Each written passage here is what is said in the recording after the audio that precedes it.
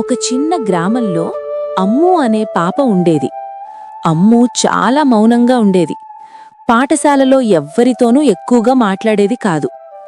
ఒక సాయంత్రం అమ్ము చెట్టు కింద కూర్చుంది. సూర్యుడు అస్తమిస్తుండగా ఆమె నీడ నేలపై పెద్దగా పడింది. అప్పుడే ఒక మృదువైన స్వరం.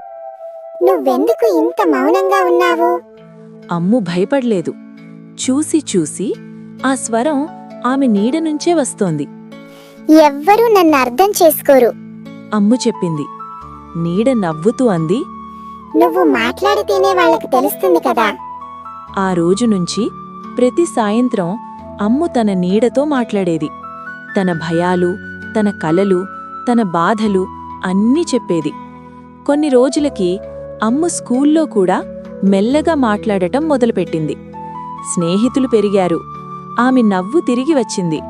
ఒకరోజు సాయంత్రం అమ్ము నీడతో మాట్లాడాలని చూసింది. కాని నీడ ఏమీ మాట్లాడలేదు. అప్పుడే అమ్ము అర్థం చేసుకుంది. తన ధైర్యం ఇప్పుడు తనలోనే ఉంది. ఆ రోజునుంచి అమ్ము ఎవ్వరి నీడనూ కాదు, తన మనసునే వినేది.